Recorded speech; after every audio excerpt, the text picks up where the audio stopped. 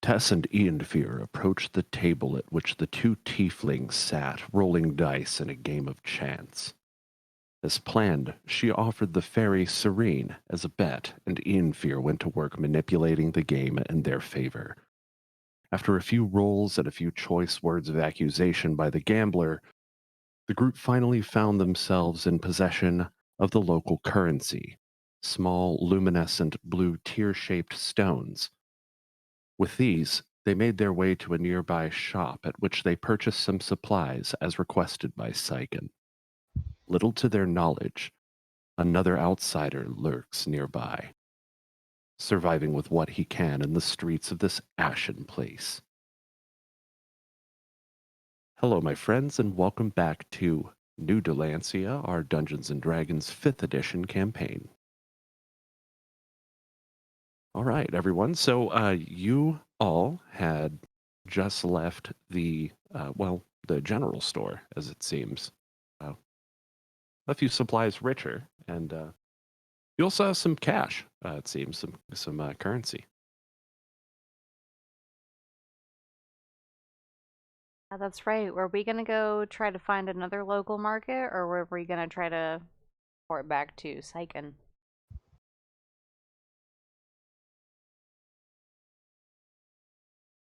Anyone on that? I really don't have any reason to shop around right now, so I'm ready to go wherever. I'm still kind of new on this. Ian Fear?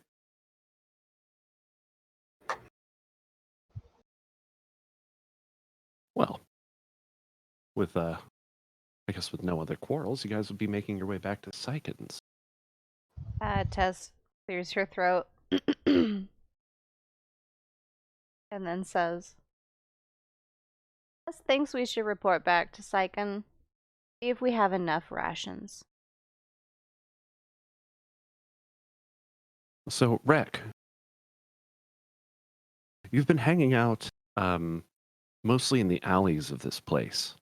Over the past couple days that you've been here, you've been observing the population, um, kind of, trying to get your lay of the land. You've seen people making these exchanges with this very interesting currency. Um, Most of the people that you've seen, though, are tiefling and um, and other devils. You haven't really seen any other humanoids.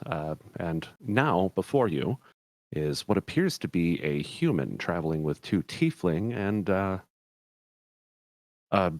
fairy in a bottle. You've been following them, kind of keeping your distance, and suddenly here they are again.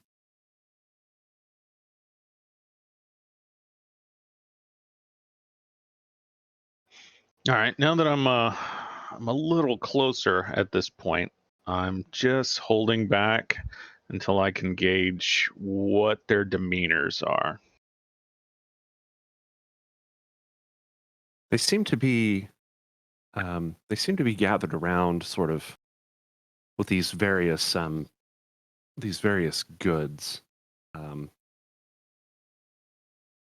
they're kind of loading them into backpacks, and yeah, that's about all you can make out at this point. You did hear them. You did hear Tess, you did hear the, I guess the leader speaking just a few moments ago. Leader Tiefling, at least what you assume to be. She's kind of short. She holds herself, and she holds herself up high. She tries to present a very vibrant confidence, but she's also she presents herself as very laid back. She doesn't like to look intimidating or anything like that. About Misku. How are you looking right now? Are you relaxed? Are you chill? Uh, Misku is pretty chill, but definitely has a very don't have time for this demeanor about everything. Uh, she stands up straight. Well, she doesn't stand up. She slouches over a little bit, but she's not. She has a strong presence. I'll say that much. Definitely taller than Tess, though, for sure. Misku is.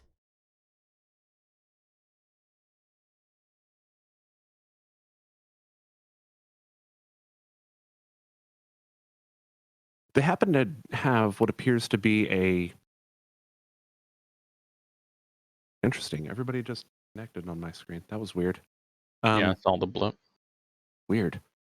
I still see everyone's icons on my side. They seem to have with them a fairy in a bottle.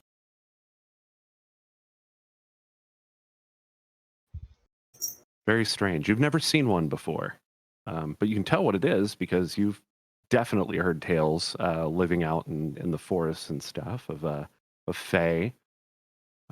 Never thought you'd see one though. This is interesting. It's very shiny, but why it's in a bottle suddenly after these 2 days, you don't really know. How does Cyrene feel about being in a bottle? Real chill. She's just sitting there. Yeah. She's just sitting like kind of cross-legged. She's like pink and blue, and she has like little glitter about her, and she's just sitting in there. She's just along for the ride, almost as if like being in that bottle kind of protects her from everything around her. So she'd actually rather be in the bottle than out of the bottle. In this bottle, she's pretty much hooked onto like Tess's belt, and like Tess does try to tuck her into her cloak every now and then, but while they were going through their inventory, obviously she wasn't paying attention to cloak being messed up, revealing the fairy. And let me see. Ian Fair, you want to go through your description as well? I'm not sure how much you could actually see, considering I was supposed to be sort of like robed up as the non-tiefling. That's right. You he is wearing a robe. Well, and it's definitely it's a hooded cloak, but like the cloak definitely looks like, sort of like the air, sort of what you would see of the general population, like of the servitude type folks. what you but Rek, you've been watching him. You know that this is a human, at least as far as you can tell from the distance that you've been watching them this time. But yes, now he seems to don this hooded cloak, and he's keeping his head down, obviously.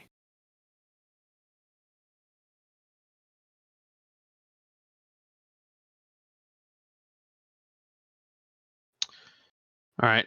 So being close enough and observing them in this particular setup, can I make an insight check to see if they should actually even be here? Yes. Okay.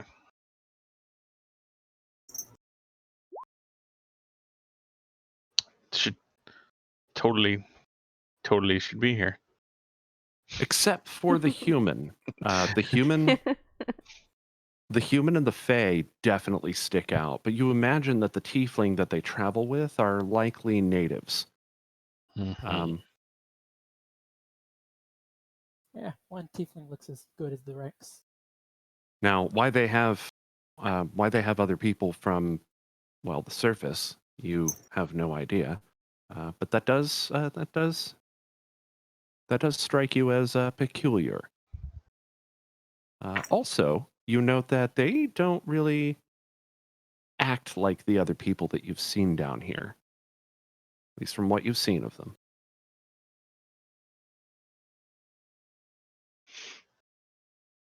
Mm.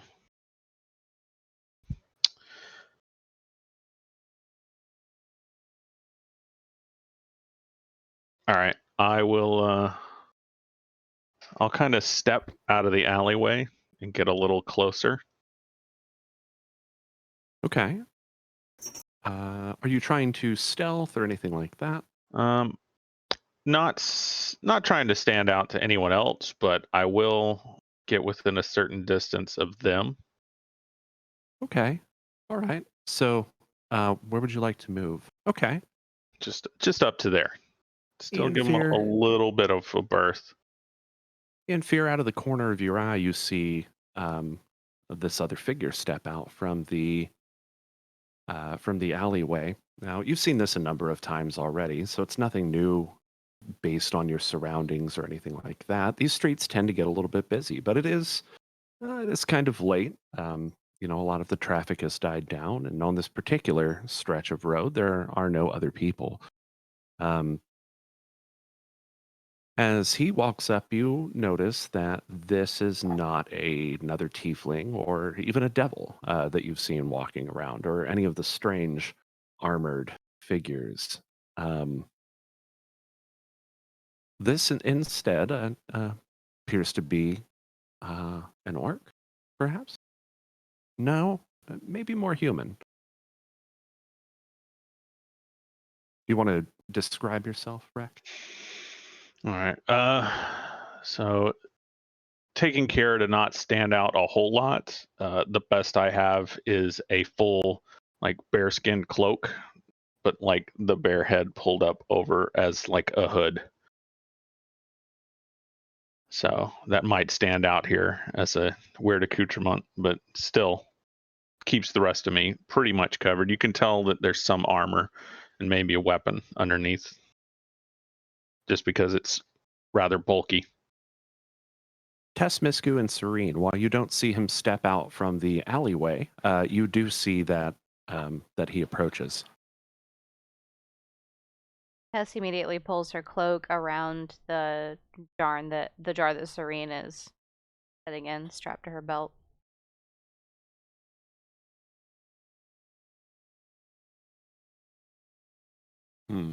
Pulling your cloak around the jar. Go ahead Yeah. and roll sleight of hand.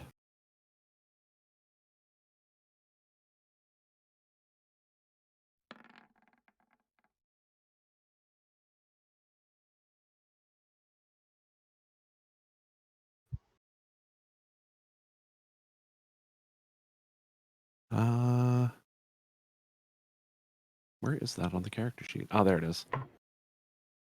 Wow. So Rek, you as you approach, your eyes kind of affix on Ianfear for a moment, and the next moment that you look, the Fae in the bottle is gone. All right. Still looking around, kind of like I'm surveying the area. But then I look at him and go, hey, are you supposed to be here? Tess stares in awe. Bearman. She turns to Misku and she kind of tugs at her and points. Bears can talk down here. Tess didn't know there were bear people down here.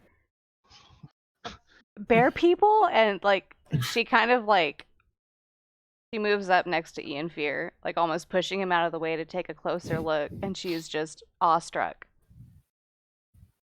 Bearman. I would lean in close to Tess and say, maybe that's why we think bears hibernate in the winter. Rek, if you've breaking the fourth wall here, if you've ever seen Adventure Time, she has like the stars in her eyes. Yeah, she's Bear people. Misku will also take a step in front of Ianfear and cross her arms and just go, "What's it to you?" Misku, this is a half orc. Right on. You've known a few. Yeah, you can say a few. Well, I don't think I'm supposed to be here. I followed y'all.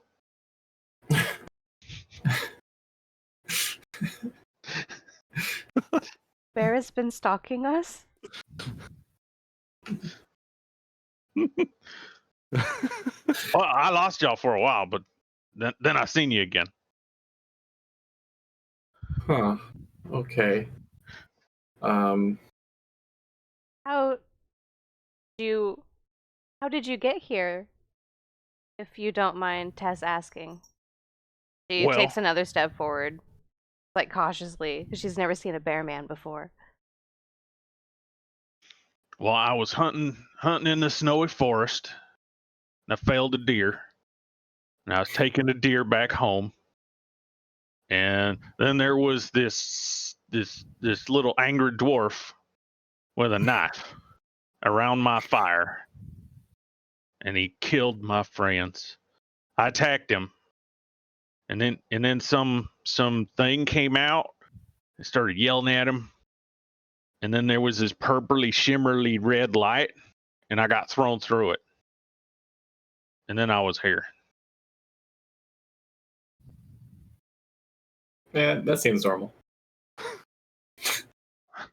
And y'all were the first things I see that didn't seem like they wanted to eat me, so I followed y'all. Tess has never eaten bear. We're safe. In fair, you immediately flash back to your coming through the portal into this place and how you were led by those minor devils to someone called the Master. What's you a wonder test? exactly how far in fear that he has followed you. Sorry. Yeah. Where What's did a you test? where did you first see us? Because we haven't exactly been here very long. Tess points at herself and smiles and says, "Tess is Tess."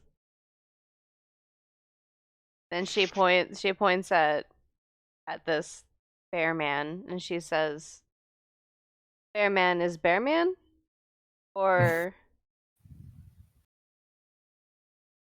Oh, points to himself. I'm Rek Bloodstone. Rek Bloodstone? Nice to meet Um, you." Nice to meet you too. Well, let's see. I guess I remember seeing a ruin following you from a little bit before that. There were two devils. They were, or what I assume to be devils, leading you somewhere. The ruin which he Mm. speaks is the very same ruin that you passed by on your way here. They had taken our weapons. Yes, they were still leading you to this town, but you passed by a ruin on your way here. An image that sticks with you. Is there something I could roll to basically sense motive to see if we can trust this guy? Like, do I believe him? Yes, that would be an insight. Okay. Well, He You seems think friendly. he seems friendly. He did not draw his weapon or attack you, so therefore you don't know. So I noticed him being a half orc when I walked up to him. Is it pretty obvious, even with all of his get up, that he's a half orc on approach? Oh yeah, you can tell. Okay. In fact, Rek, do you have any face paint, anything like that? Wear any face paint? Not at this point, no. Okay. It was winter and I was tracking through the snow before, so other than patting my face up with some little bit of snow in points that would have easily melted off way before here, that would have been it. So, from what you can tell, Misku, he seems to don furs and things like that would betray that he may not come from the city. All right. Well, on the one hand, we can't have him running around and get caught and then have everyone alerted to the fact that we're here. That's just going to draw more suspicion to us. On the other hand, if we keep him close by, we can keep an eye on him. But we've got to, I don't know. How are you guys feeling about this? Tess always likes making friends. More Okay. friends, the higher chance of all of us getting out. Yeah, I think we got to do what we got to do to get out of here as quickly as possible.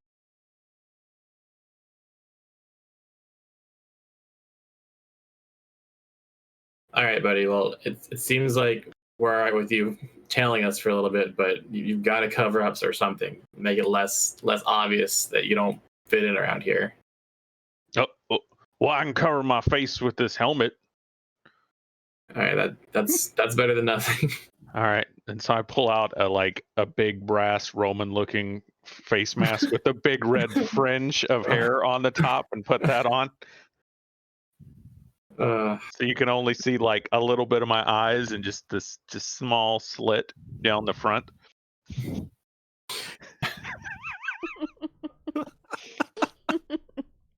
Misku just kind of face palms.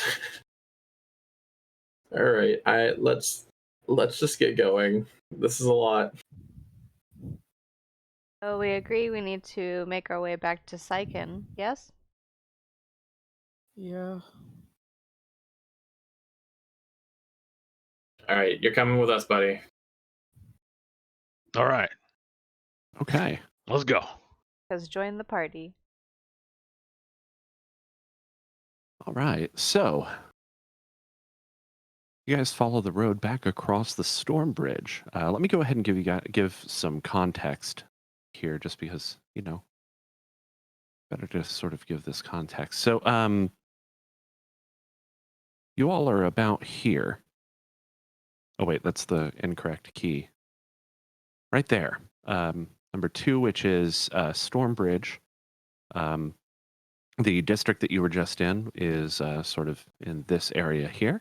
But you are crossing the Storm Bridge, and Tess, you know that you are, Tess and everyone who's been here before, except for Misku and Rek, guys don't really know where you all are headed. But yes, Tess, Cyrene, and Fear, you guys are headed back to the abandoned house at which Syken has laid up, asked you to meet him back at once you were able to procure some supplies. That actually is around, let's say, this area over here, just underneath 3. So, sort of skulking through the streets. You all keep your heads down. The streets themselves don't seem nearly as busy as they were earlier today. Apparently, I guess it's getting late. Perhaps there's not really a way of telling down here. The sky is just filled with soot, and can't really see any sort of sun or moon or anything like that. It's kind of disturbing, in It's fact. hell. It's always on night mode. But before long, you arrive back at the abandoned house. I assume everyone can see. I just see a black square. Yeah, Or is just it just a black square. screen? Okay, I didn't know if I needed to drag everyone in on this one or not, so we're just going to go ahead and do that. One moment, if you please.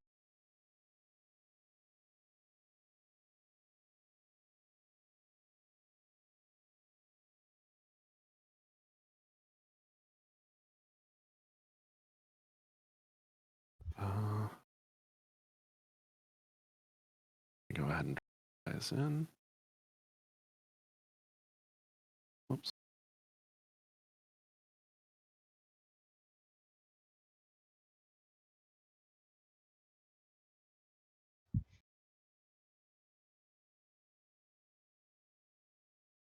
You get everybody? Yeah. Looks right.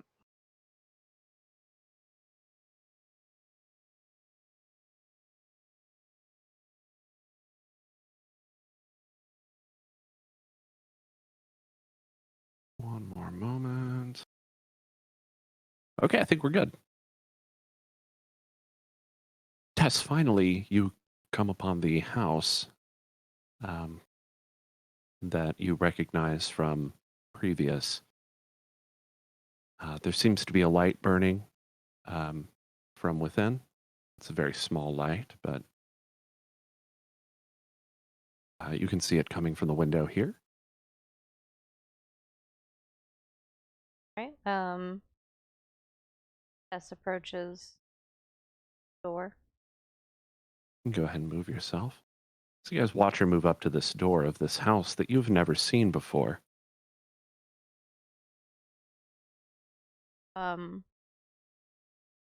Ian Fear, you've seen it, of course, but Misku, Rek, you've not. Of course, Rek, of course, you haven't been here, and Misku, you've never seen this place before. Sake of being really careful, Tess wants to kind of stop and listen at the door and just make sure that there's no ruckus or anything going on. You hear talking coming from inside. From what you can hear, actually out the window there, they seem to be trying to keep their voices down, but you can definitely make out Syken, and then the booming voice of Valfalin, followed by a voice that you've not heard. Tess checks the doorknob to see if it's locked or anything like that, if she needs to knock. Not locked. She opens up the door and enters. Misku, are you looking through the window? What are you doing here? Oh, I didn't realize that was a window. That is a window. Okay. So you watch as Tess just kind of opens the door. Tess, as you open the door, there are, of course, Syken and Valfalin, who is sitting at the table with the map laid out that Valfalin is sort of looking over as he puffs away on a long pipe. Syken seems to be explaining to him something to him, and strangely enough, there is another tiefling here, and one that is very familiar.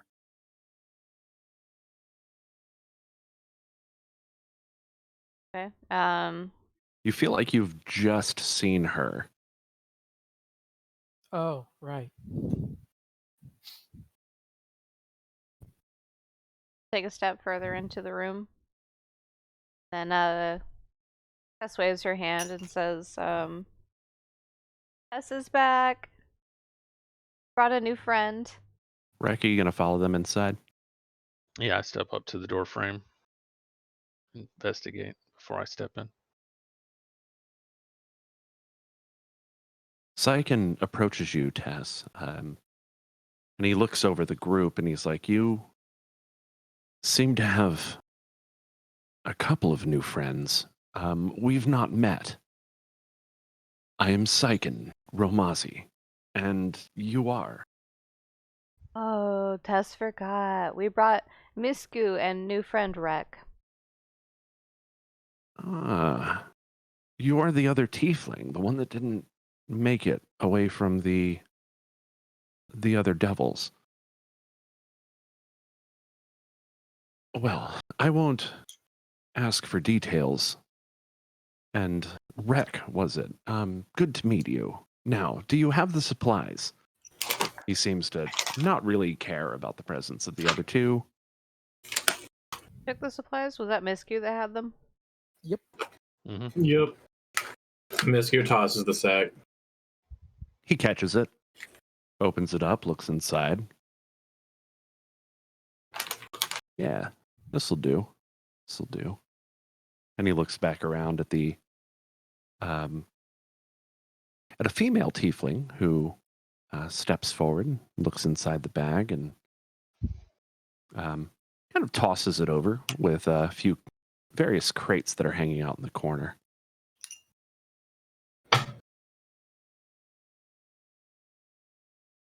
And she says, I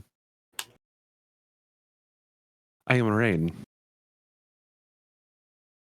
You actually recognize this person now that you're getting a closer look at her. She is the other gambler. Huh. Wearing a hood previously, she somehow made her way here before you even. Interesting. And I have procured our disguises. They will no doubt be a tight fit for your larger friends, but they should work very well. And Tess, was it? It is good to see you again.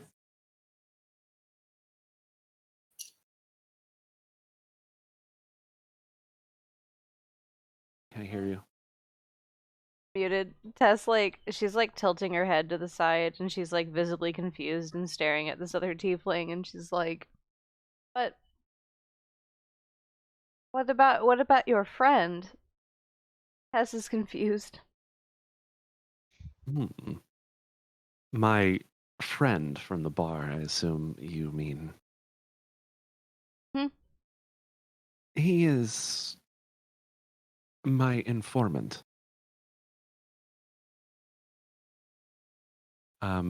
An unwilling one, if you will.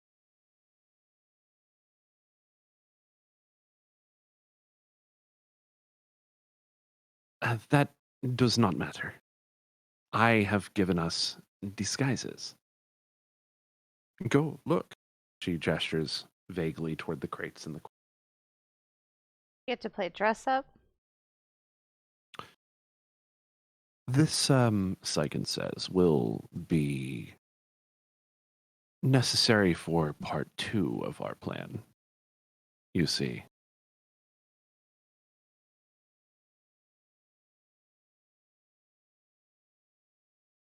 Valphalin pipes up from the back. He, you sort of see his eyes roll. Tess, I'm glad you've made it back. Safely. And with Misku in tow, no doubt. Where have you been?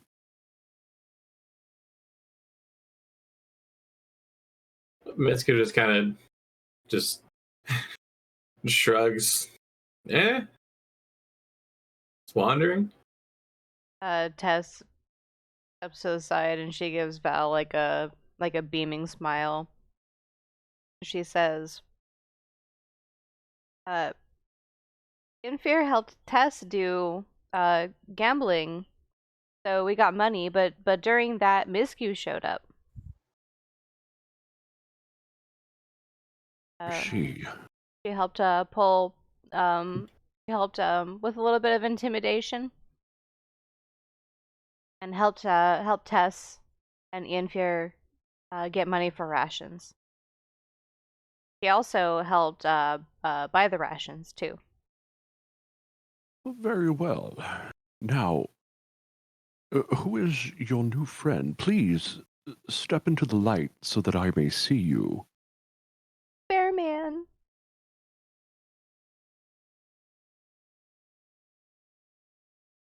All right, I step over closer to the light at the table. Rek, you remember seeing him from a distance before, but now that you're getting a good look at his facial features, he's unlike any dragonborn you've seen. And you've only seen one, two, maybe in your life. They're very, very rare species, but this one is different. Unlike the others, he sort of has it's a very familiar jaw about him specifically, in that he has tusks that sort of stick up, much like your own, from his lower jaw.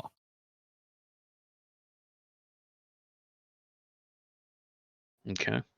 This is not a trait that you typically associate with Dragonborn. They tend to have a more serpentine jaw with an underbite. I'm sorry, an overbite. He has an underbite and these tusks sticking up, but and it causes him to sometimes speak with a, I guess, a bit of a slur. Is how you would describe that. So as you approach, he stands from his sitting position. He clamps his jaw down upon his pipe that he's smoking. As he kind of as he walks over to you, get a better look at you, he sort of studies you. not in an intimidating sort of way, but moreover to kind of get a good look at you. He puffs at his pipe and blows smoke from his nose and says, "Yes, you are a northern barbarian, are you not?" I come Correct. from the north. He cracks a smile. "Oh, yes.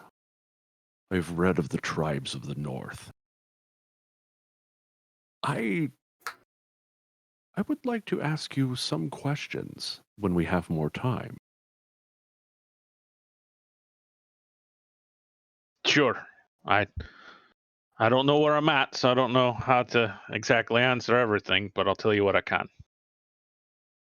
"I am called Valphalin, and you are?" Rek Bloodstone. And puts his hand out to shake. He immediately like clasps his hand around your wrist, Mm-hmm. in the fashion that the rest of your tribe would greet you with. This strikes you as very odd because usually outsiders have no idea about this sort of thing, but he seems educated. Maybe he's been around the block. Strange, but familiar. Good solid shake and nod. He definitely seems very friendly, but also very, I guess, reserved. He's not very rowdy.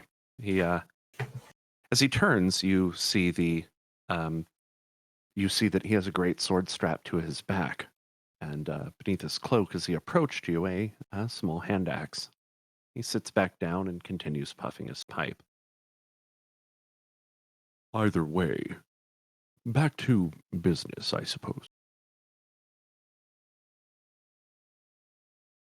Syken moves over and leans over the table. Rek, this has got the map that I just showed a few moments ago. That was the Chaxis Tuss map.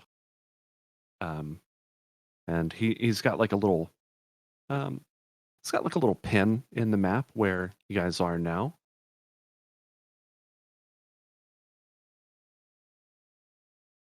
All right. I try and study it to get as much familiar idea of where we're at and what the surrounding area is as I can. I will, you know what? I'm going to go ahead and link that in the chat, unless I have that in the. I don't think I have that as a handout, but I might. No, I don't. I'll make a handout for that for next time. But for now, if you guys need it, I can just swap scenes. So Syken, leaning over the table, we have disguises and supplies, but how armed is your party exactly? He's looking at you, Tess. Tess pulls out her quarterstaff. Says, "Well, I have." Tess has this and her hands. Then she pulls her cloak aside and uncorks the bottle to free Cyrene. Says, Cyrene, you fly out of the bottle. "We have this," and she motions to Cyrene. Does like a little clappy rainbow. Then, I mean, Misku's gonna need her weapon because she's only got a knife that I was able to slip to. right, Misku does need a weapon. Misku turns around and just flexes at them all, going, "We've got these." Misku, your equipment should be in the bag next to these crates back here. And he points sort of into the corner here, where there is a sack laying next to the crates that have apparently been brought by rain. Your equipment was taken before, and we were able to procure it as we made our way away from our devilish captors. Cool. Misku pulls out her Tetsubo, slings it across her shoulders, and then heads back to the window where she's gonna just keep a lookout. She doesn't really care about maps or where we're going, just trying to watch our back. The occasional person, Misku, walks through the street. So while Misku is going to be sort of looking out, I'm going to say, well, since you apparently don't need it anymore, and then use that bonus action return spell in the knife to pop it back into hand. Misku, where were you keeping the knife? In my sleeve. You hear a ripping sound as the knife immediately just kind of turns and comes back to Ian Fear and returns to his hand. Your sleeve is ripped. All right. Well, Misku just rips off that sleeve and the other sleeve and goes, sleeves are overrated. Tess, collect the cloth if Misku doesn't want it. Go for it, kid. Okay. Tess immediately drops down and collects both sleeves and stores them away as like cloth scraps in her bag. Very well. So Misku's just sitting there with her elbows in the window. What kind of cloth would you say it was? Let's say it's like a deep purple linen. Okay, Like a reddish purple. Yeah. Okay. And Mitsu's just gonna prop her elbows up and hold her head in her hands and just stare out the window. Probably a wool or a cotton.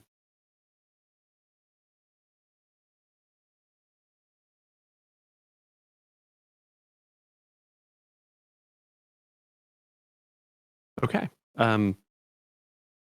Syken says,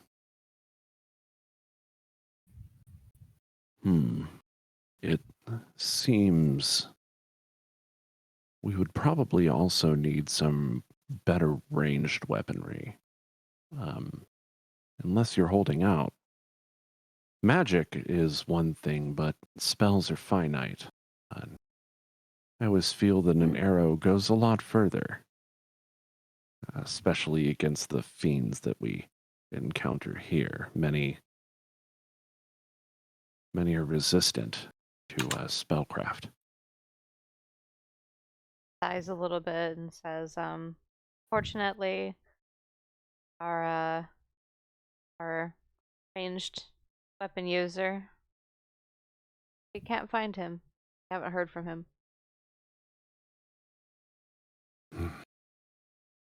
Is no one curious what the plan is? Just curious, says.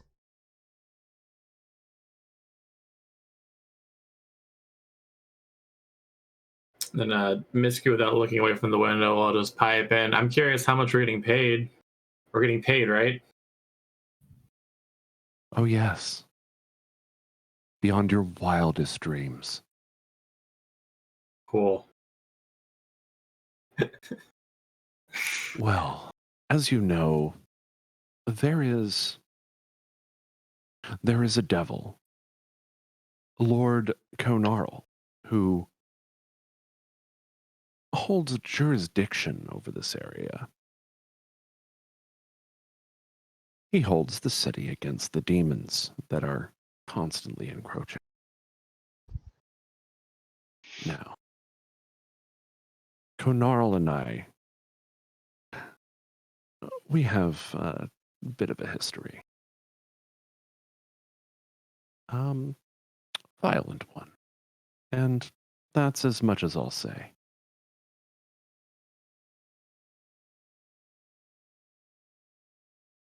I seek to destroy him.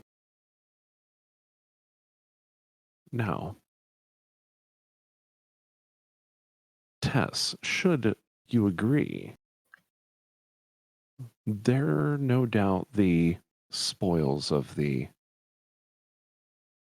castle. Lord Carnarl's spoils that could interest your companions, but you seek information.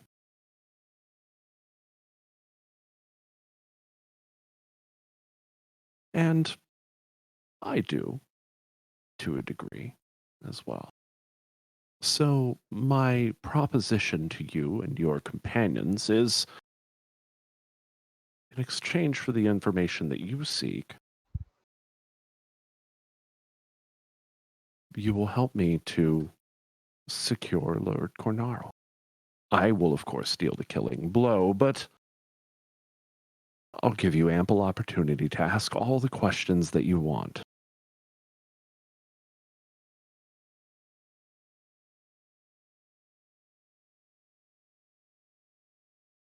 Does it have to be a killing blow? Yes. It does. Mm. Dibs.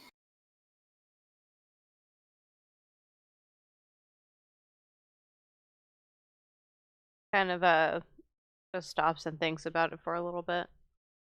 What information could you possibly want from a devil lord that you've never heard of? That's why she's thinking about it. Well, take your time. If you won't help me at this point, then that is that, and you can go your merry way, but I could use your assistance in this. Just know that it's deeply important to me that he dies.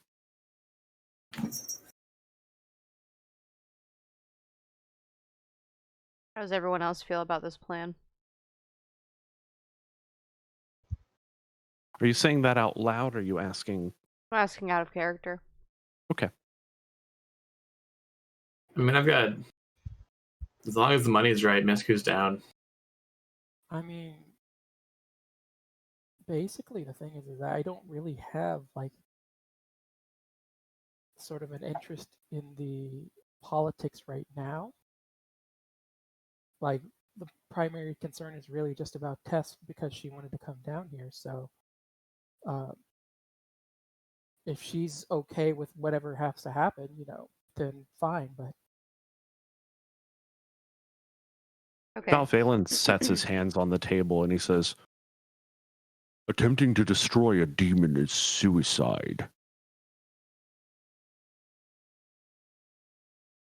Why would you say Yeah. that? The devils are powerful. We are few. I have Like, read of great armies that could not fell even a medium demon. And this is a demon lord that you are after. What even makes you think that you can deal the killing blow, let alone approach this demon? Were you going to say something, Cyrene? Oh yeah, Cyrene is not 100% on board because, they're demons. And Cyrene is gonna say that. She's like, they are demons. And we are not. And she's gonna jingle disapprovingly. Rek, this is all very strange to you, how these people could have been wrapped up in all of this.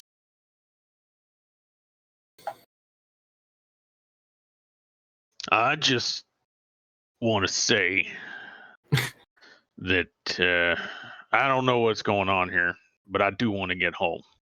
If there's if what I saw was a devil or demon or whatever in my forest where my family was at, they're in danger, and I don't need to be here any longer than necessary. That is our goal as well, friend.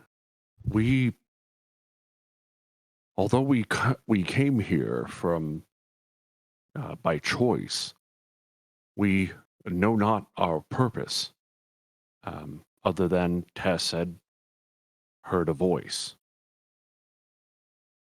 Have you any other information that you can share, Tess? I try to recall any kind of information that I would have had. The voice just seemed to very urgently urge you into the portal and away from the mirror. Although you are starting to think maybe you should have chosen the mirror.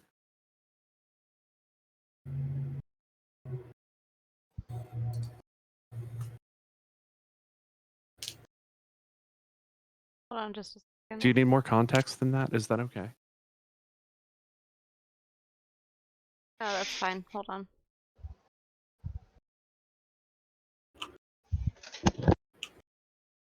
Okay, I'm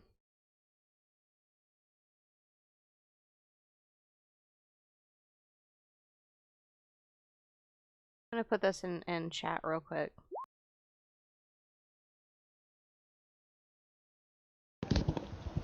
Genuinely, sticks, rolling dragon bones, laying out or 8 cards, or employing some other divining tool, you receive an omen from an otherworldly entity about the results of a specific course of action that you'd like to take within the next 30 minutes. The DM chooses possible omens: wheel for good results, woe for bad results, wheel for woe, and both good and bad results. Nothing for results that aren't especially good or bad. The spell doesn't take into account any possible circumstances that might change the outcome, such as the casting of additional spells, the loss of or gain of a companion.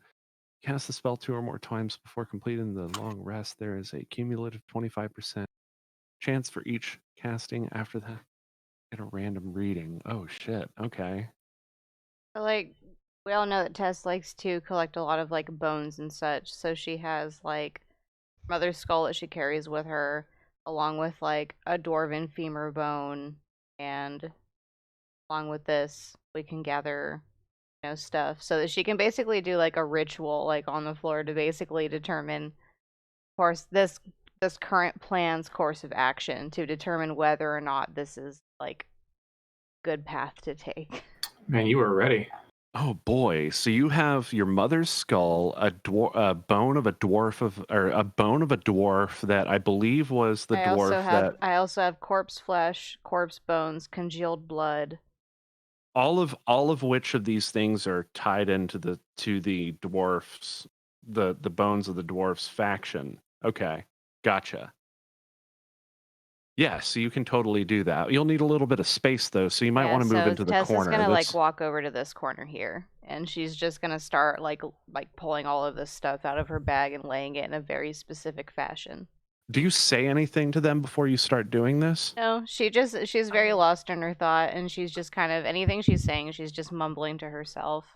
Rek, before she moves, her eyes shift, and she seems to be in deep thought about something. You seem to look on various ones of your companions, and you note that Valphalin notices the look as well. She solemnly walks away from the table and begins to pull out various implements of what? She carries a skull? That's weird. And a bone and some flesh. Okay. And I have Distracts. sapphire gems that I'm also laying out Yeah, on top of or near the bones, especially on top of the skull. She places like one of the sapphire gems on the skull. As she leans down. Oh, go ahead. I said I kind of side eye and look around like, is she a shaman? As she leans down, you actually see a what appears to be a holy symbol fall from her neck. This is a symbol of Kelimvor. Oh. There is a little bit of a vocal component to the spell, so I'm imagining she's just like Muttering to herself, pretty much. or going like. Yep, and she's casting as a "Ooh, ritual. ching, chang, walla Walla walla walla bing bing bing." bing. And Mecca lecca DMCA. hi, mecca heidi ho. She opens the box. Then she goes, "Nee."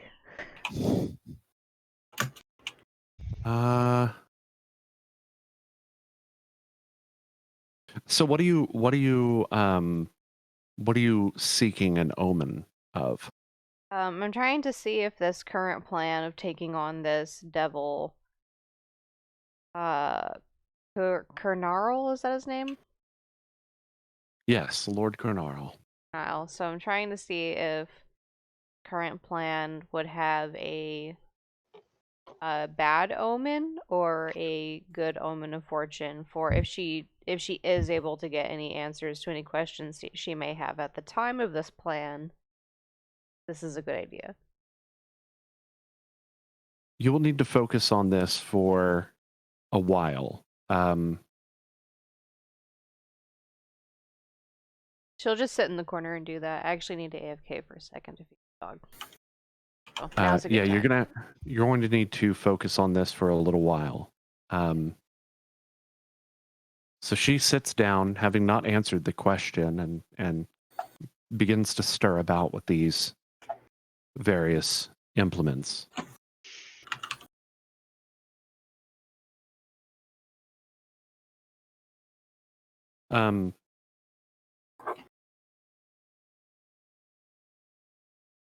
So, as for the rest of you,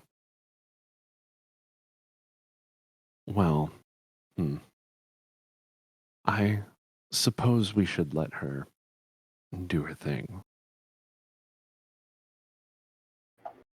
Now, if you all have not met my companion, this is Rain.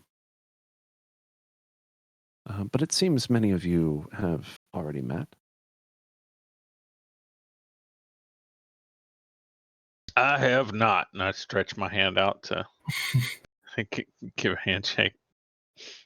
She kind of hesitantly reaches out. Oh, yes, and shakes your hand. She's very elegant about it. Something bothers you about Syken, though. I don't know, he seems off. Strange.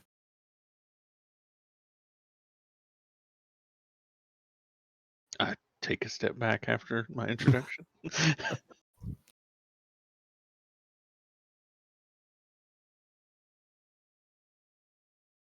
It happened a long time ago. I was a teenager. I've only known life here. I've heard of the surface, but people don't tend to cross over to that side from this wind.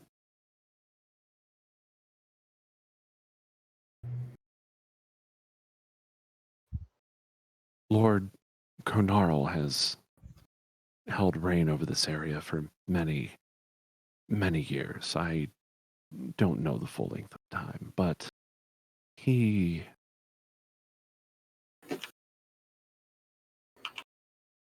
is a tyrant. He is responsible for the pain and suffering of the other tiefling here.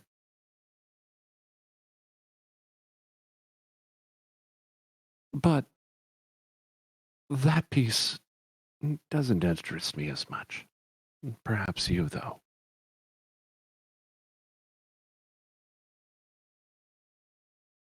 My point is that if someone could take him down, well, they would gain his power.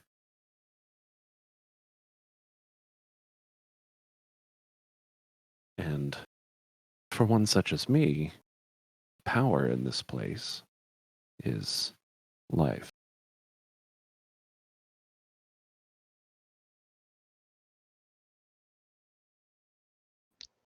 Does that hold true for everything here in this place? Like, if I kill a bartender, do I get his bar?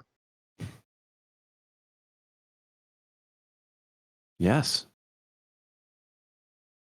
Well, neat. Such as the way things work here. But one must be aware, however, that with that power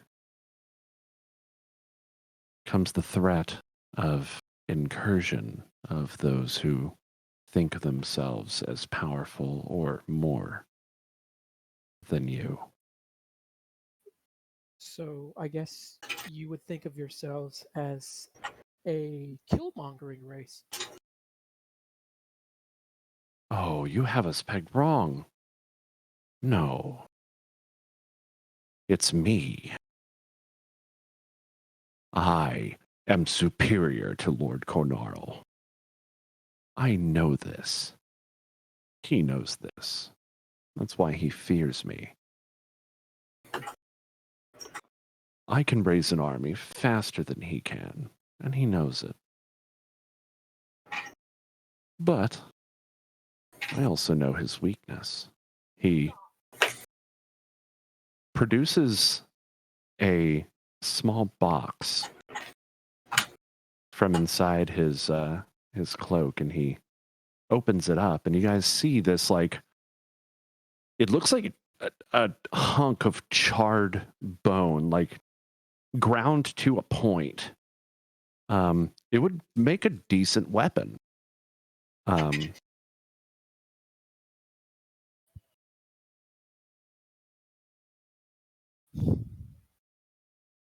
He shuts the box and places it back into his cloak. Good people, with your help, I have the power to end generations of tyranny.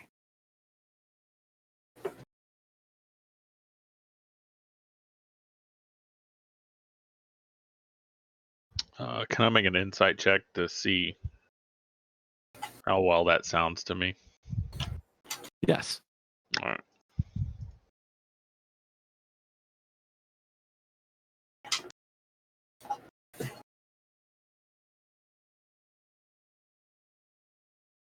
All right, 16. Well, it seems about as believable as any story you've heard. This one's a bit more wild, but considering your environment,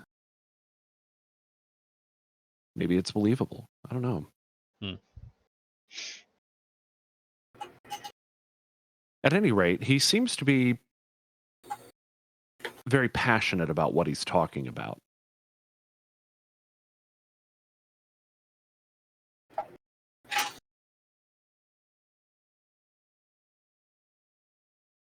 Balphalin huffs. A likely story. And how do we know that by helping you, we are not inciting more generations or another generation of tyranny? You don't.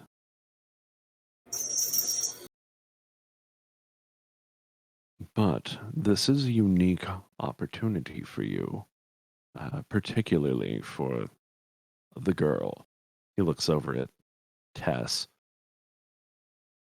She would have her opportunity to ask questions of the Lord.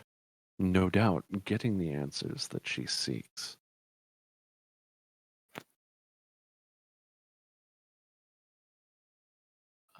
Suddenly, like, just, and I don't mean to do this as a side, but you're going to see Ian Fear go, oh, that's right. And he sort of pats down his sides a little bit and he goes, you were asking if we had some ranged weapons. And he's going to pull out a light crossbow. He'd be like, I have this in case the magic fails. Cute. Well, you say, it's like, you say cute. And then, sort of like with a little bit of the prestidigitation,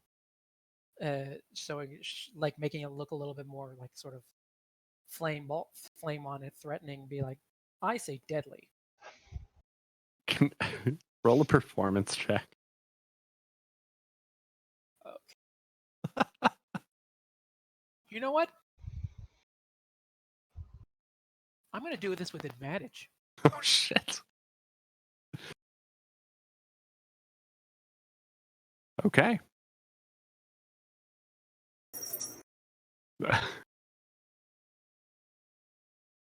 Oh. It may be enough, but I would feel better if all who are armed, especially with ranged weapons. We will need to pool our resources and collect some, but weapons are not exactly easy to come by. They're mass-produced for the armies, and that is all. Lord Cornarl doesn't believe in arming citizens, although we are constantly under attack. He kind of brushes his hand against a dagger that's strapped to his side, kind of pats it, knowing that it's still there.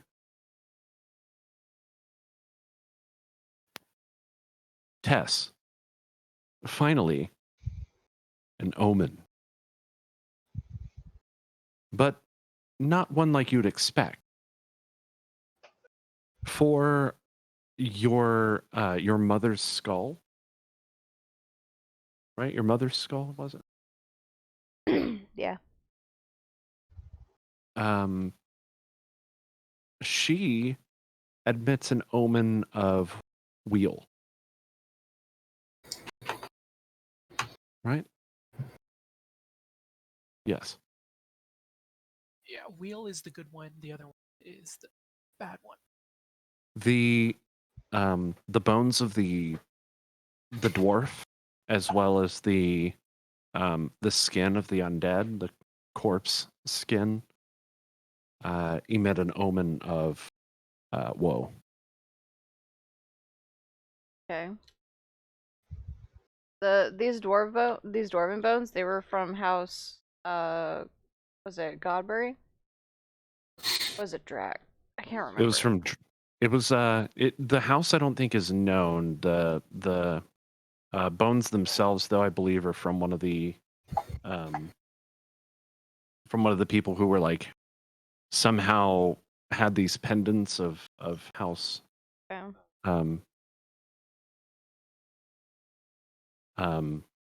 House Balfour. So Okay. yeah, very strange. Okay.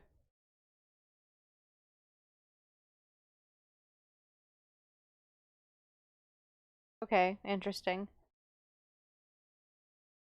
So my thing is over, right? Like that's it. I got my answer. You've got your answer. You can continue to ask questions, or you can. No, I just wanted to know about the plan. Being done with her little ritual, Tess is going to stand up and exclaim, right, let's go after this Carnarl.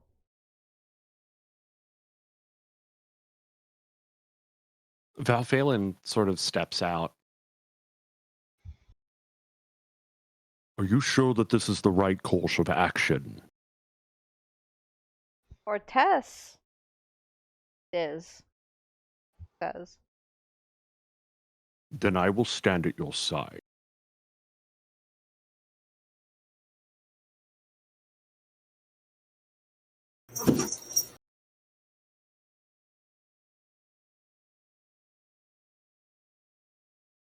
And what of you lot?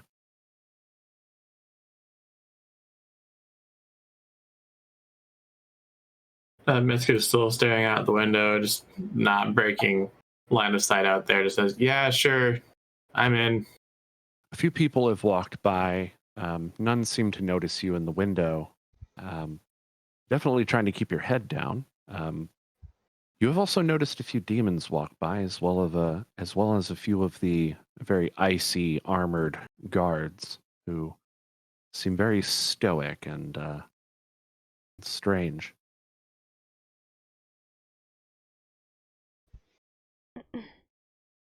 Cyrene is gonna nod and to the plan and get back into the bottle because she's already like feeling a little exposed here. So she wants to go right back in. Cyrene flies back into the bottle. Tess attaches the bottle back to her belt. Okay.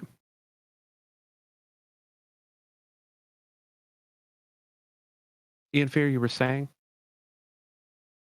Well, I guess Tess is going to go to stay to watch after.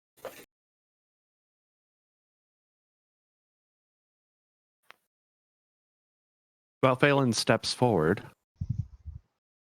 Tess, I do not understand the voice that you hear. But in the time that I have known you, your intentions seem to always be for the greater good. Therefore, I will stand beside you.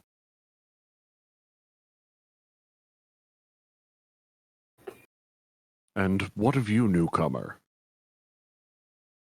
Well, it seems like the eyes have it, and as long as y'all are keen on getting out of here when we're done, I'm all for that. You made it seem imperative that you return to your tribe. Are they in some kind of danger? Well, being out the food that I procured is one thing, but that ornery looking dwarf didn't like the look of him, and whatever kind of creature he pulled out looked like it was from this place. And if that's running around, I don't like it.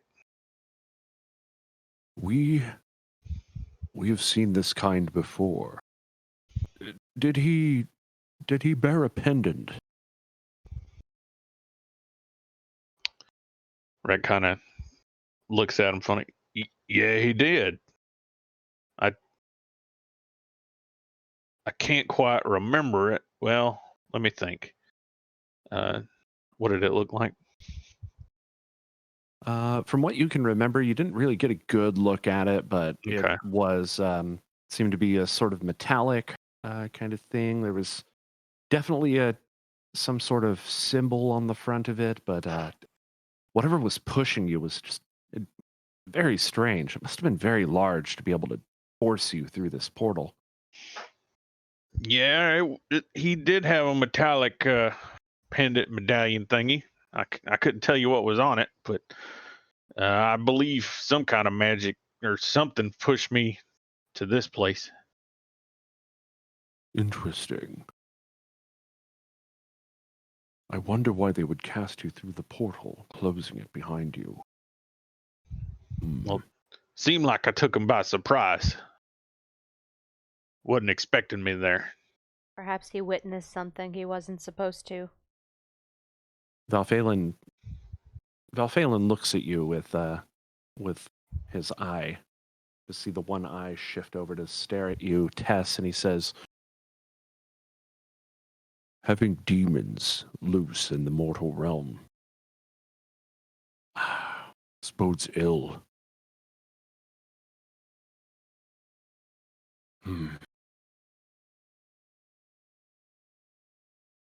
It seems that just as we finish processing something that's happened to us, another thing happens.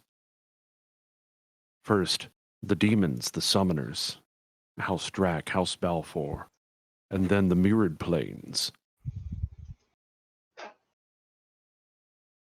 How does it all tie together? And now this place.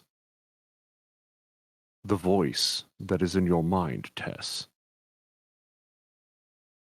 How are these things interconnected? She kind of smiles a little sheepishly and says, S does not have all answers, but voice has been there as long as Tess can remember. Tess does not 100% think that the voice is involved with everything around us so much as is involved with Tess's life. She points at herself. Tess thinks it's a good idea to go after this demon lord. Perhaps we can get some answers. I am inclined to agree. I just seek to clarify the questions. Tess does not have all answers, but Dwarven Bones here feel nervous about our plan. Perhaps it's best idea we follow through with it. I see. Rek Bloodstone, will you then accompany us to seek these answers? Why, of course I will. You Then being I so am- hospitable and all. Then I, for one, am honored to have you as a traveling companion. He places his hand upon your shoulder, and you kind of feel the scrape of his claws against your shoulder as he grips it. He takes one final puff of his pipe and blows the smoke into the air, where it dissipates, and he then places the pipe back into the folds of his cloak. Tess So- is collecting all of her items off of the floor, all of the bones and whatnot. Back to the plan. We need some manner of ranged weapon greater than that of a hand crossbow, and he gestures toward Ianfear again. And you say that we need this for each of us. What manner of weapon?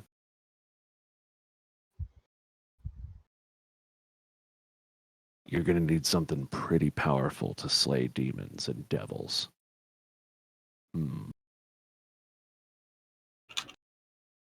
About the only equipment that I can think of that is geared toward that purpose are the ones that are crafted for the armies. They can be crude, but they're effective. Many of them imbued with hellfire.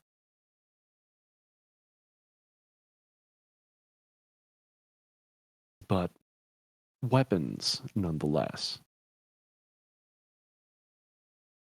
We would be stealing from the armies. Will that be a problem? Oh, Tess does not steal.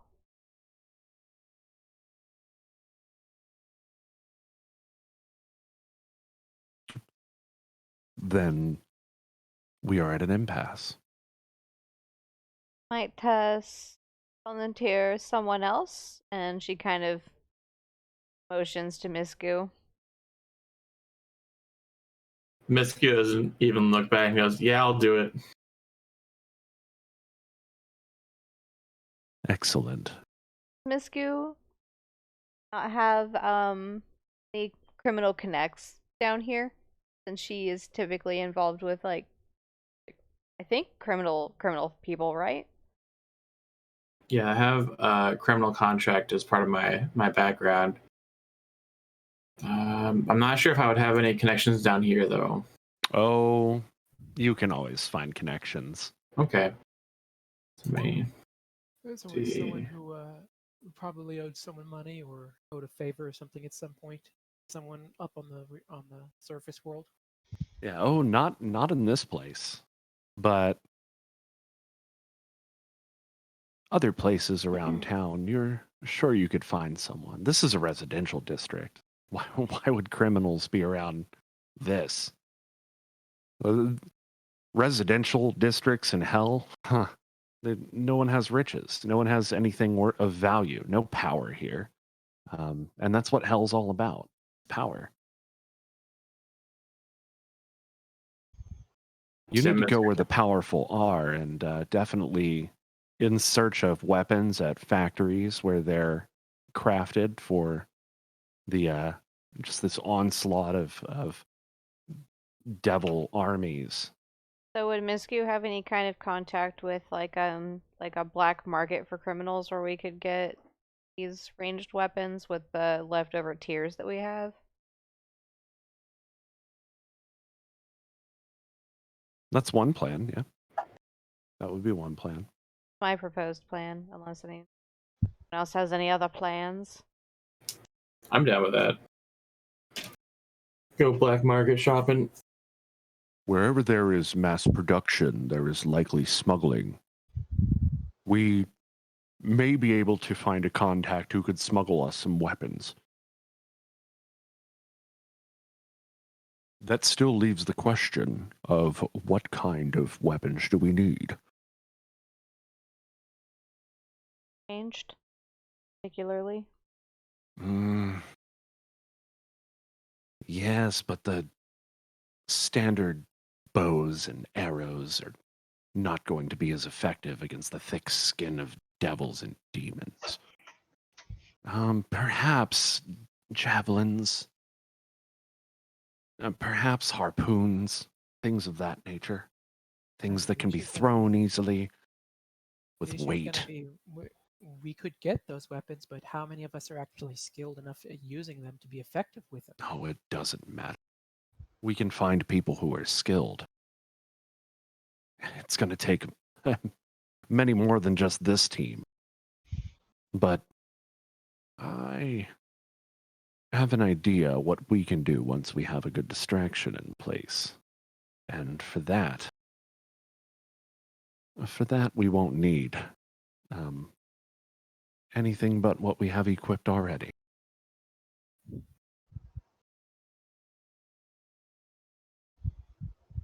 Come, gather around the map here. I will show you what we will do next.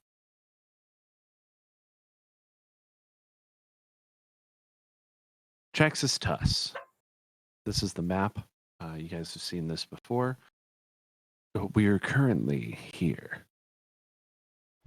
Below District 3, Low Harbor. Oh, we're in Low Harbor. There are ships that set out from here to bring in and out supplies from various other settlements, devil settlements. To the east is Stormbridge. You crossed it on your way here. And beyond that, the commercial district of Muskbank.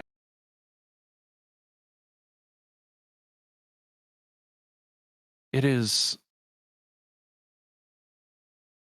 the North Harbor that we are the most interested in, because not only are there even more harbors here to bring in materials, but this district specializes in ores and other such implements, other such resources that can be formed into weaponry. And thus, the factories in question lie here, just to the south of North Harbor. Make your way there, and be it through some contact or otherwise, I'm sure you can make out the rest.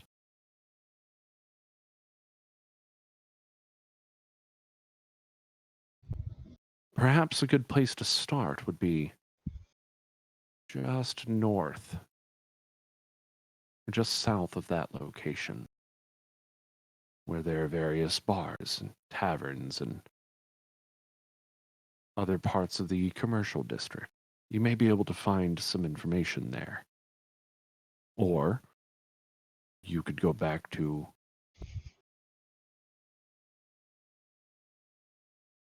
perhaps wherever it is that you came across all of these Tears of the Damned. Oh, Tess is done with gambling. No more. She shakes her head. Oh, not gambling. This time for information.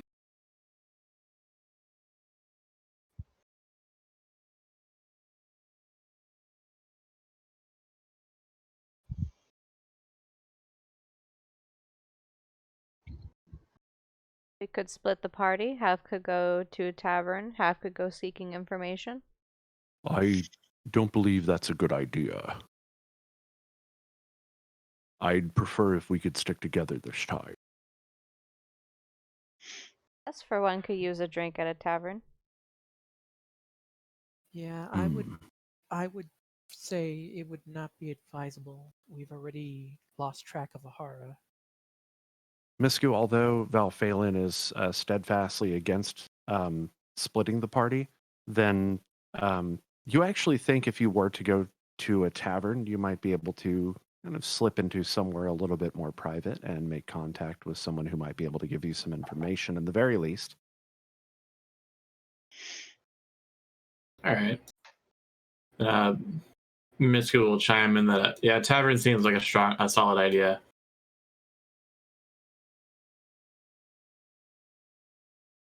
Well then, you are the professional.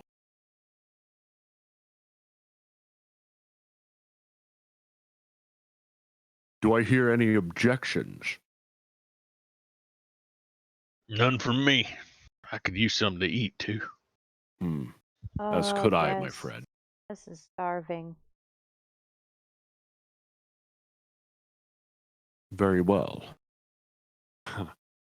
I've been anxious to walk the streets, and as he talks, Valphalin has moved back over to the crates in the corner. Moment. He's kind of moved back over to the crates in the corner, and he is donning various pieces of what seem to be armor, but there's like a face covering. He's kind of got this very thick set of cloak. He's got this very thick cloak around him that sort of obscures his tail as well. He definitely still looks like a hulking sort of behemoth mammal that will be traveling with you, but you definitely can't tell that he is a dragonborn at this point. So from beyond his face mask, I am prepared. Shall we return to the bar? Does anyone else want to look at disguises? Is everyone else good? I'll go rooting through some of that stuff. I'll take my helmet and put it away, and Please put your helmet away. I mean, Um, I'm gonna need some kind of face mask or something. Sure. So everybody who wants to go through the crates and stuff, step over toward Valphalin. Like go to By where the he's way, at. for some reason, I don't see anyone. yeah, I Yeah, just the see map is myself all in a dark black. room. What? Oh, weird. Okay, let me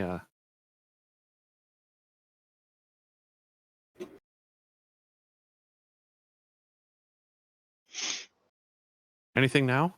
I just see myself moving, but I don't see anything. What is going on here? Hold on. That's so strange.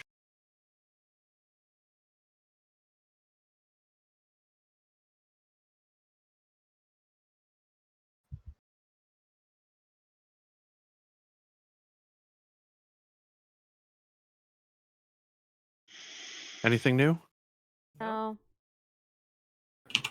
Oh, very weird. I refreshed mine, and I can see. There we go. It But now I goes. see everything. Okay, I'm gonna try flipping that bit back over. How about now? Yeah. Yeah. Back to dark. Everything else is dark, but except Okay, for but you can see the interior here. it's the interior. Yeah. Everybody, yeah, all good. Hi. Okay, cool. Sorry about that. Not sure what happened. All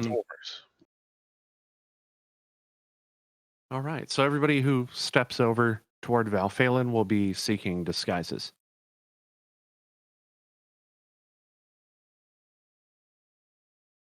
Cyrene Miss- doubts if any of the disguises would fit her, so she just says it stays in her little bottle.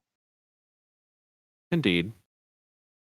You guys do find disguises similar to that of what Valphalin is wearing. Each of the various face coverings seem like they would sort of cover your head very well. Now that you're getting a closer look at them, you're not really sure how Valphalin fit this over his face, but he seems to have done a pretty good job.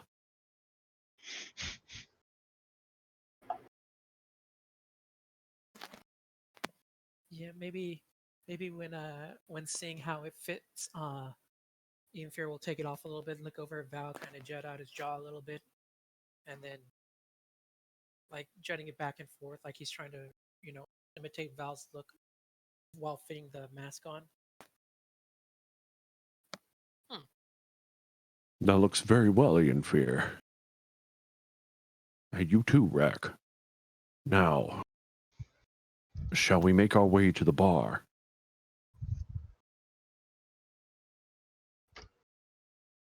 Aye. So It is as you're walking,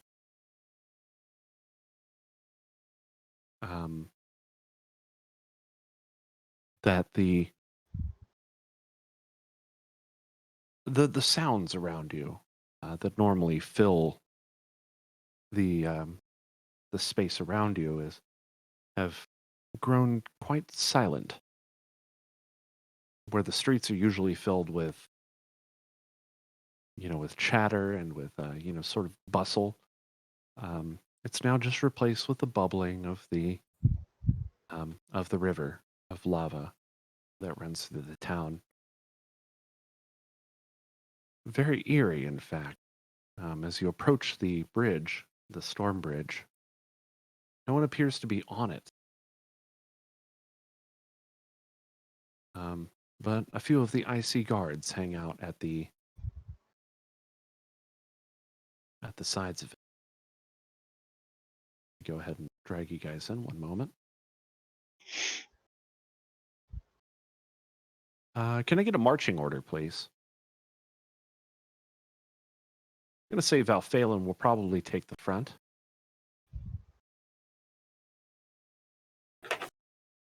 Tess will walk in after Val. I'll come in after Tess. Right behind Misku. I'll take up the rear. Jane is attached to Tess.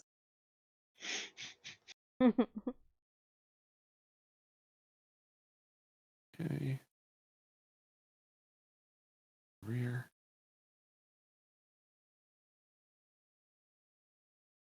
Where is Ianfear?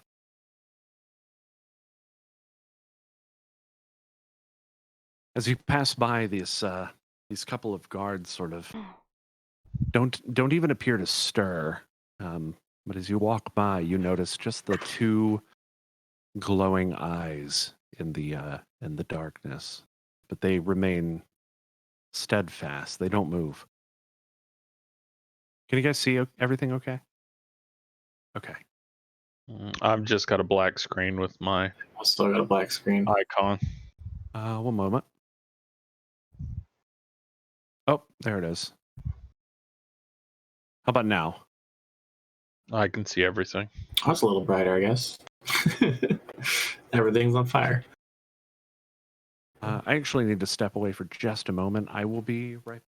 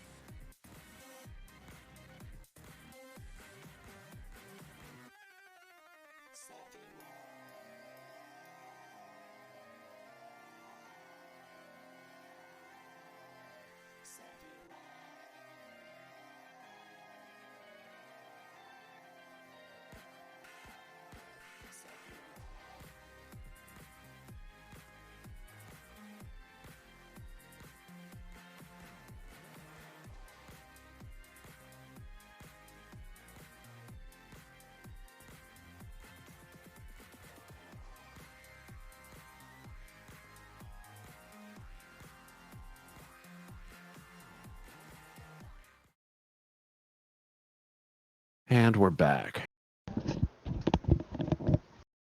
All right. So you guys come to the once again to the very long iron bridge. I know it looks stone, but the walkway is stone. The rest of it is iron.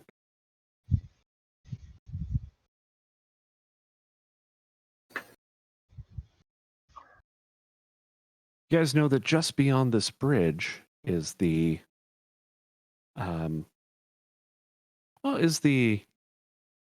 the shop district, complete with the tavern that you were once you were just at. So, as you proceed to cross the bridge, you sort of make your way across. It is eerily very quiet.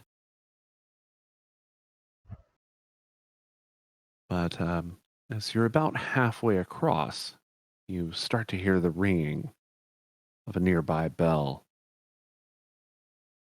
followed by shouting. The demons are attacking! You hear. And before long, the air once again is filled with the sounds of explosions.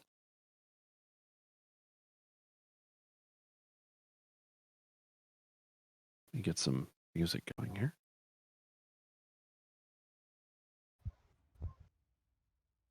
All right.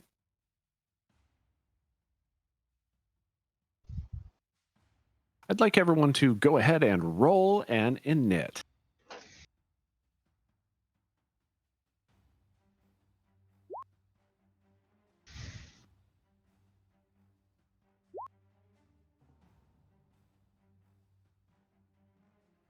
Oh, hold on.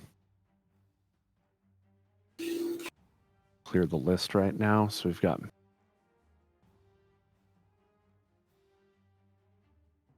Misku, Rek, and Cyrene.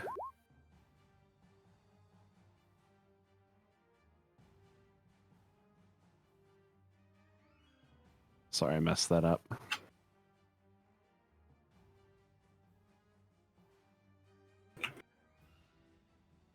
We've got Ian Fear.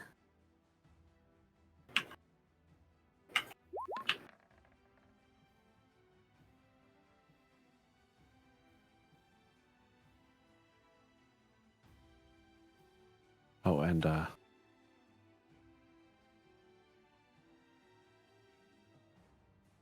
Tess also had to AFK, so let me grab her roll real quick.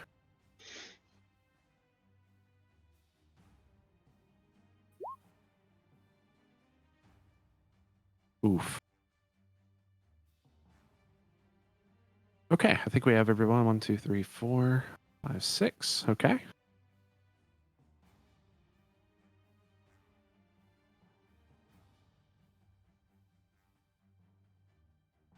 All right. As the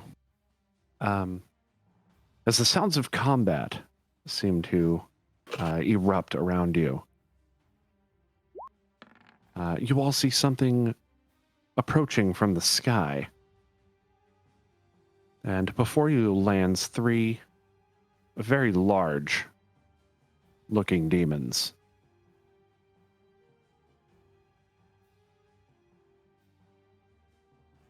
They stop just on the other side of the bridge from you and look to be attacking.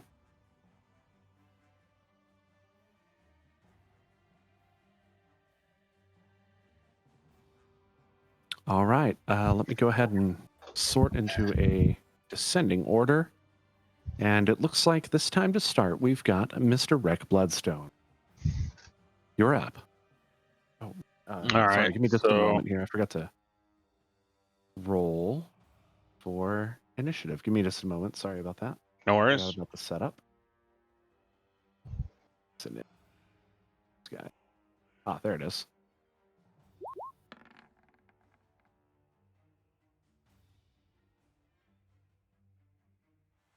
Oh.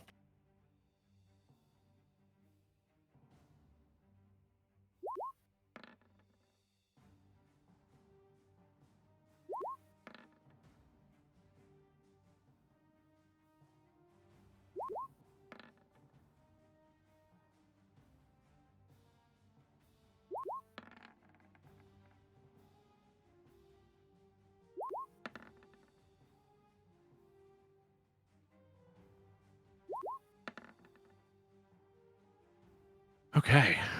Now let's resort that into descending. And yes, Rek Bloodstone, you are up. Okay. I'll go ahead and draw my 2 hand axes. 10, 15, 20. move up towards the front of the group. And I will go ahead and hold my action. If the enemies come within range, I'll strike at them. Understood. Just kind of ready up, defending the group. Okay. Does that end your turn then? Yes. Excellent. Misku, you're up next. Are these guys flying, or have they landed on the ground? They've landed on the ground for now. All right, I will go ahead and enrage.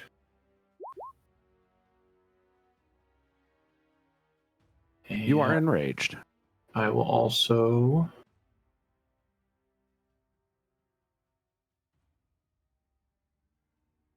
see here.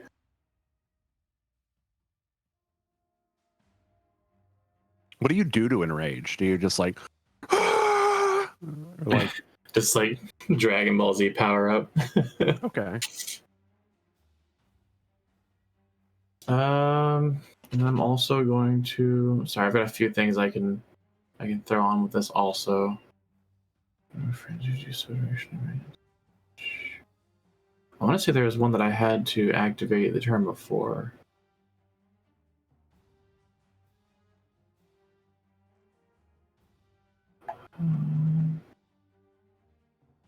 Frenzy, sorry.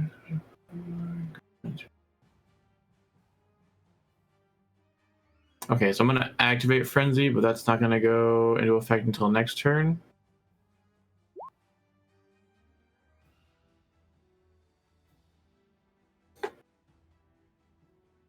And I will stance up on this friend.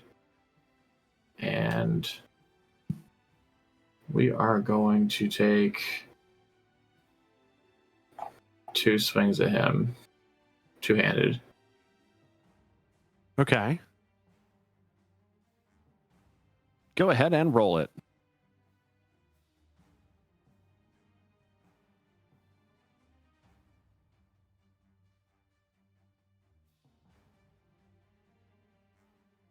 All right, first swing.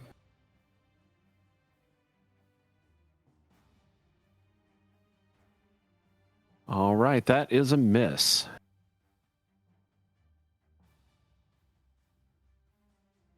Total whiffer. It's not giving me the. Was there a way we did it for the? Because I know we had it where it pop up with a single-handed and the two-handed. Or not until we calculate damage. Never mind. Yes, yeah, that's correct. I'll swing a second time. Oof. That is a fumble. Okay.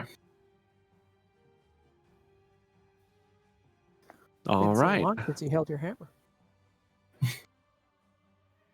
That'll be my turn. Val Phelan, looking over the enemy, looks over to you, Rek. Be careful! And he runs forward.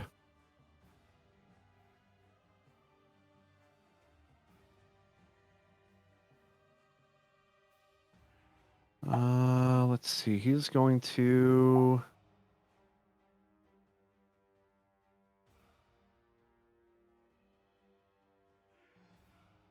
No. We're going to attack. A hit. 4. 11 damage. Let me see. All right, we're going to make one more attack.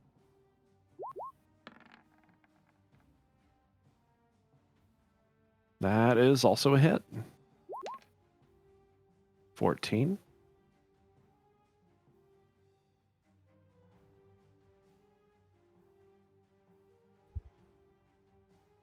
Okay. All right. He slashes violently against the the flying demon, but doesn't seem to deal deal much damage to it otherwise.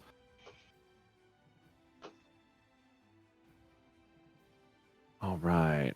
Let's see. So this one is, oh, cool. It actually highlights. That's so awesome.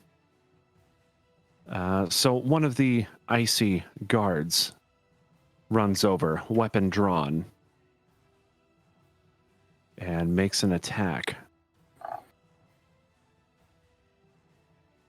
So he's going to make 3 longsword attacks.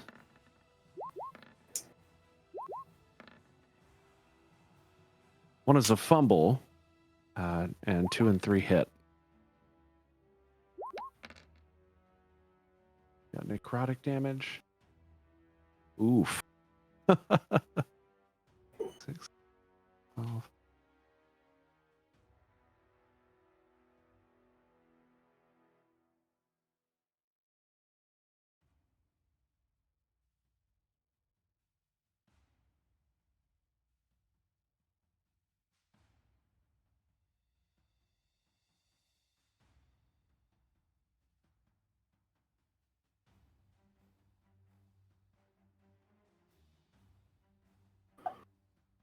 All right, he cleaves into this other demon. It reels back in pain. Let's see.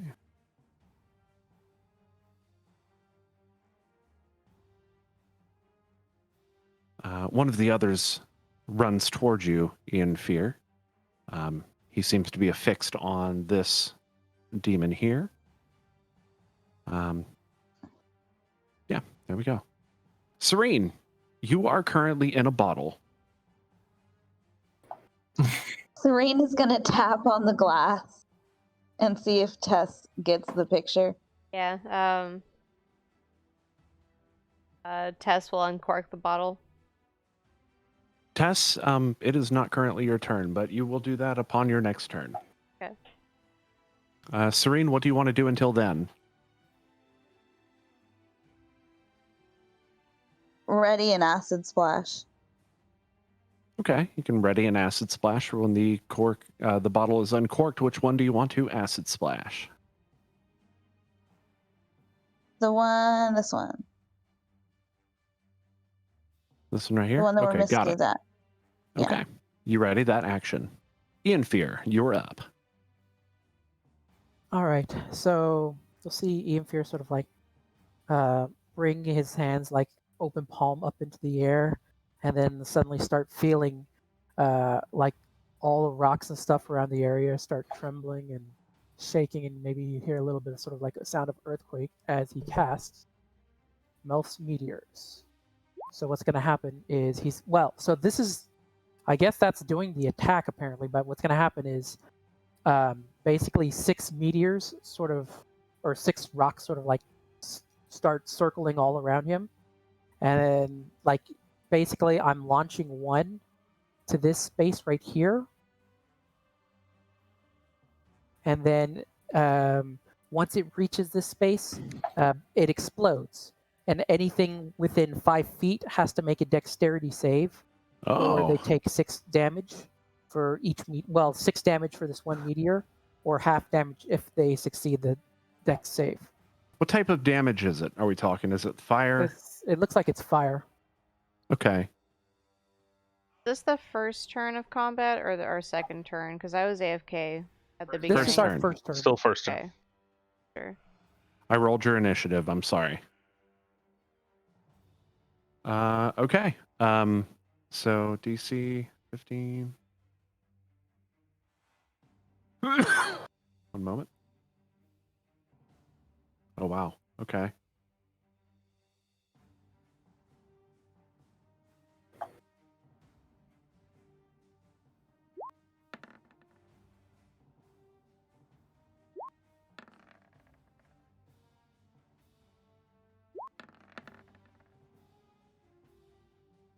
Two of them pass the dexterity check. The other one doesn't. So what happens to the one that does not?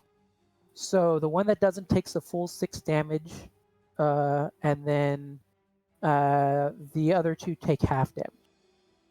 So it's just like a little tiny rock just shot towards them and exploded.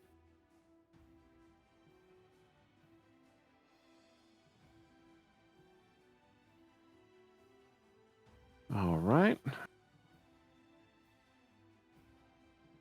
Whoops. Even the one it seems to affect the most doesn't appear to take very much damage from it. Well, it looked like there was a lot of damage on it anyway, but.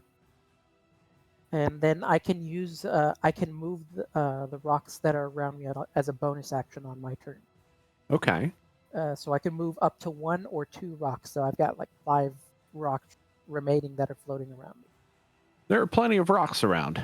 Well, but these are the magic meteors. Oh, I see. Okay. And then I'm going to move over here.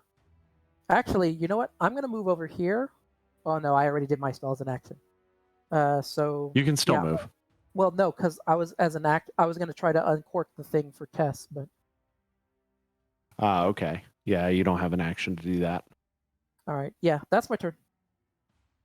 All right. One of the rocks makes an attack against Valphalin.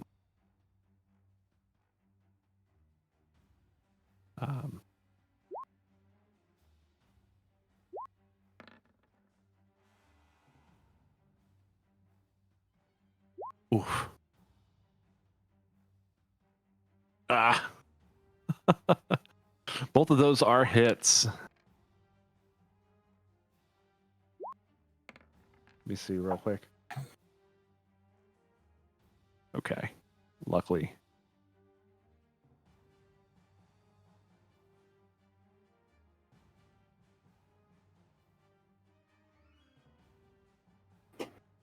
All right. Valphalin reels back from the attack from the beak and talons of his opponent. Meanwhile, another one makes a similar attack upon the strange guard, the icy guard. That is a couple of hits.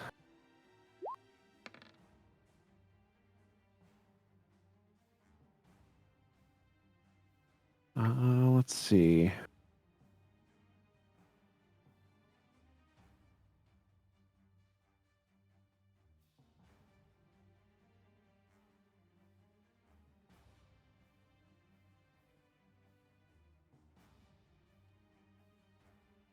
All right. Although he does stagger from the pain, he immediately regains his footing and continues his assault.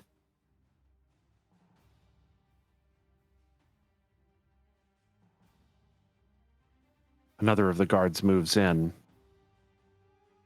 and he makes an attack himself. 3 attacks, to be specific.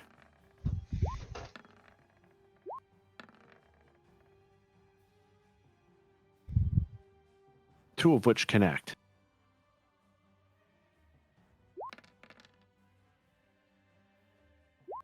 God, these guys are powerful.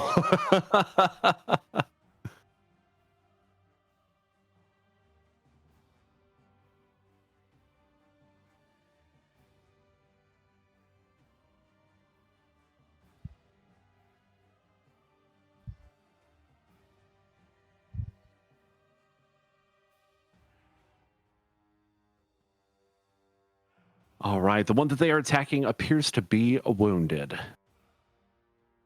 Tess, you're up. Tess uncorks the bottle with Cyrene in it and yeets Cyrene up into the air. Just don't throw it at the ground. Cyrene, you are yoked.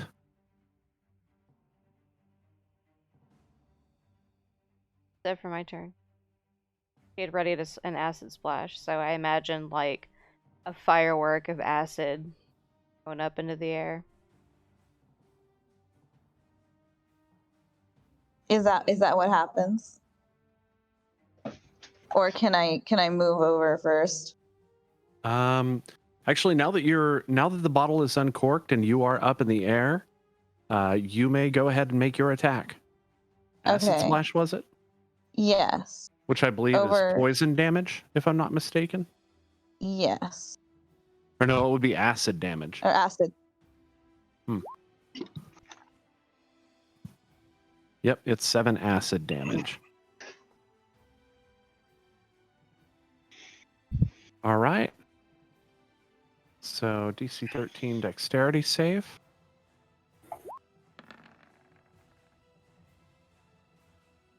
And what happens if they do pass the dexterity save? I don't know.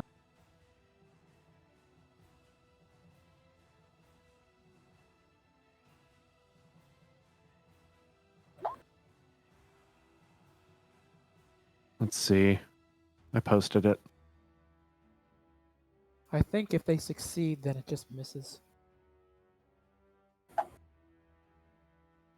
Yep, it misses.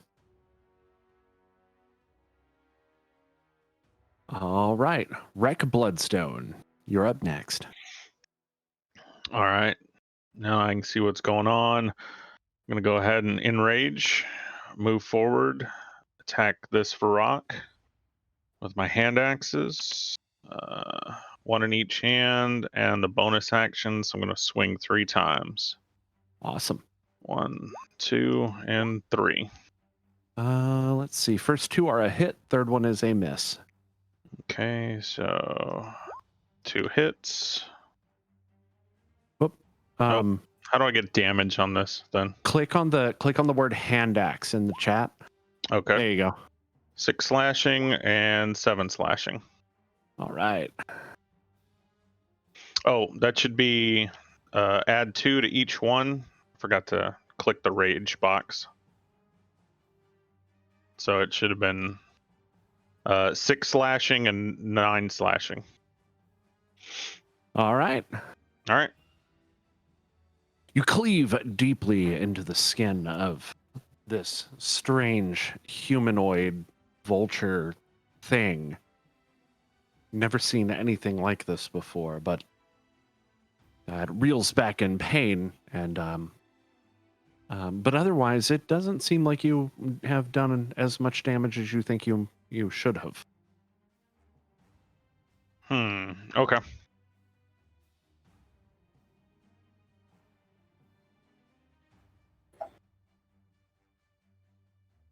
So everyone, that is about all the time that we've got for today. We'll have to pick this up next time. So will the party survive the onslaught of these strange, winged demons who have seemingly just attacked? Or will they fall? In the distance, you, the party, hear the roars of something very, very large, and over the tops of the buildings before you, you see a very, very large demon making its way slowly toward you.